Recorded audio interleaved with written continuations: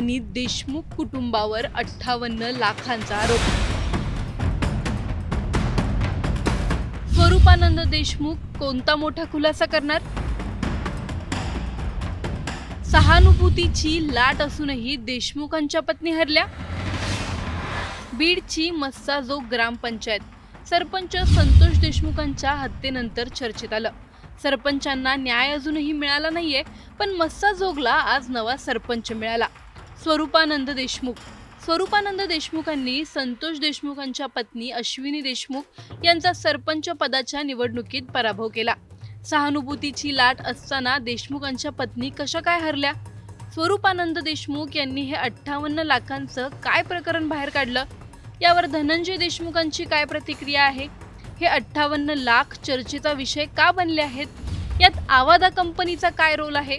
सर्व जाणून घेणार आहोत या व्हिडिओमधून, त्यामुळे हा व्हिडिओ शेवटपर्यंत नक्की पहा आणि टाइम्स नाऊ मराठीच्या यूट्यूब, इंस्टाग्राम आणि फेसबुक पेजला फॉलो करायला विसरू नका।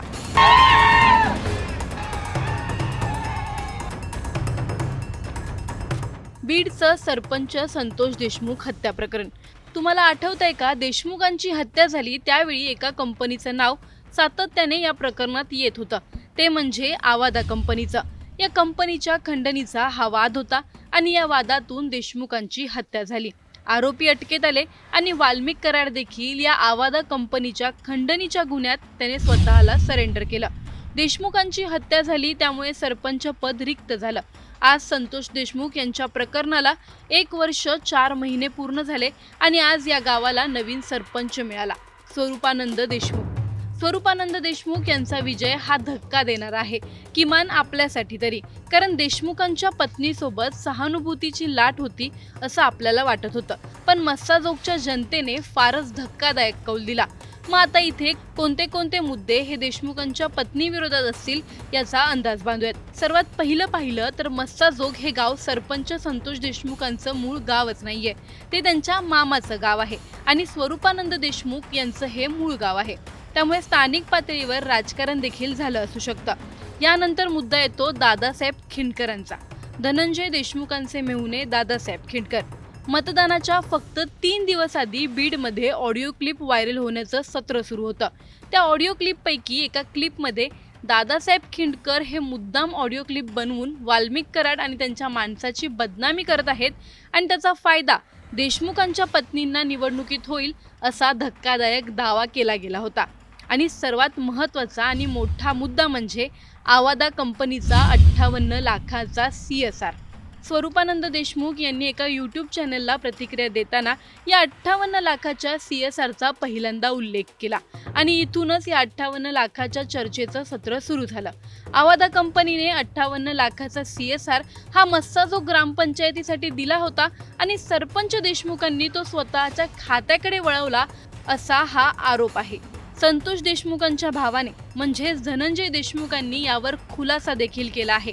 हा व्हिडिओ नीट ऐका। त्यांनी उद्या सकाळी ग्रामपंचायतच्या आवारात आम्हाला सगळ्यांना बोलवावं, गावकऱ्यांना बोलवावं आणि 58 लाखाचा CSRचा काय विषय आहे, तिथं आवादाचे जे प्रोजेक्ट मॅनेजर वगैरे आहेत त्यांचा वेळ घेऊन त्यांना त्याचं स्पष्टीकरण द्यायला लावावं। आवादाचे अधिकारी हे कागदोपत्री देतील, म्हणून तेच मी म्हणतो की त्यांनी, म्हणजे मलाही कळेल, कारण माझ्यावर पण मी ब्लेम घेऊन राहू शकत नाही। त्याच्यातलं 1 जरी रुपयाचं CSR फंडिंगचं कुठलं ट्रान्झॅक्शन असेल ग्रामपंचायतच्या खात्यावर किंवा माझ्या वैयक्तिक खात्यावर किंवा अजून एखाद्याच्या खात्यावर, तर त्या CSR फंडाचं जेवढी रक्कम आहे तेवढी रक्कम मी माझी जी काही स्थायी प्रॉपर्टी आहे ती विकून ही गावाला समर्पित करीत आहे। त्यामुळे सरपंच संतोष देशमुखांच्या हत्येची सहानुभूती होतीच, तरीही त्यांना मतं का मिळाली नाही याचं हे देखील एक कारण असू शकतं।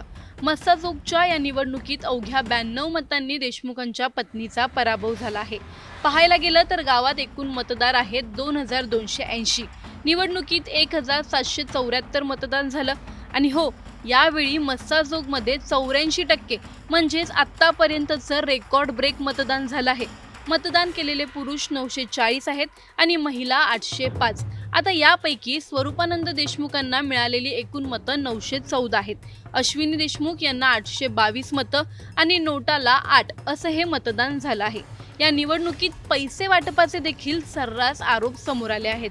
सहानुभूतीची लाट असतानाही मतदारांनी वेगळा निर्णय का घेतला? 58 लाखांच्या CSR निधीचा मुद्दा खरोखर निर्णायक ठरला की अजून काही न बोललेली कारणं आहेत? व्हायरल झालेल्या त्या ऑडिओ क्लिप्सनी मतदारांचं मन वळवलं का?